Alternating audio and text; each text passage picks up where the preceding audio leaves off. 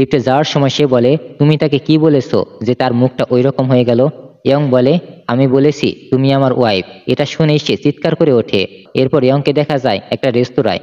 Young নতুন dress পরে এসে বলে, রেডি হও, আমাদের একটা প্রোগ্রামে যেতে হবে। পরে তারা প্রোগ্রামে পৌঁছালে ইয়ং বিদেশিদের সাথে ইংলিশ বলার চেষ্টা করে। তারা বলে, আমি কোরিয়ান ও থাই ভাষা দুটোই জানি, তুমি ইংলিশ বলার চেষ্টা করছো কেন? পরে সে সেখান থেকে চলে যায়। দেখা যায় সেখানে ইন্ডিয়ান নৃত্য চলছিল। বিদেশিরা তাদের নাচ খুবই পছন্দ করে।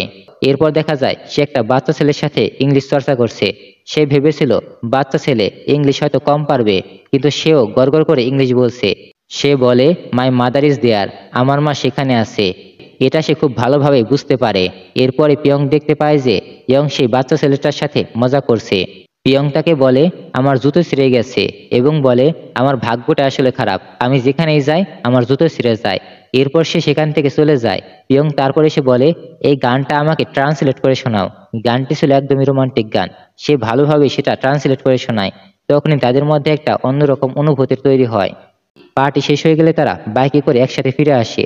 তখনই তাদের মধ্যে আরেকটি রোমান্টিক মুহূর্ত অনুভূত হয়।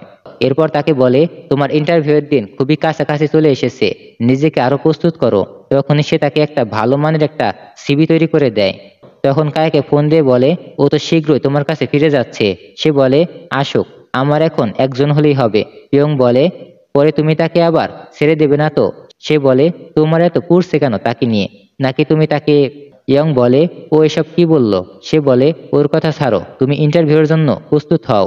ইন্টারভিউয়ের দিন সে তার জন্য মন খারাপ করে কাঁদতে থাকে, কারণ ইন্টারভিউ পাশ করলে সে তাকে ছেড়ে চলে যাবে।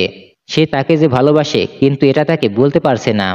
ইন্টারভিউয়ের সময় শুরুর দিকে সে ভালো পারফর্ম করলেও শেষের দিকে সে পিয়ংয়ের কথা মনে করতে থাকে এবং তার সাথে কাটানো সময়গুলো সে মনে করতে থাকে। তারপর ইচ্ছে করে সে তাদের একটা ভুল উত্তর দিয়ে দেয়, আর এতে সে সেখান থেকে রিজেক্ট হয়ে যায়। পরে সে একজন লোকের মাধ্যমে তার কাছে একটা ভয়েস টেপ রেকর্ড পাঠায়।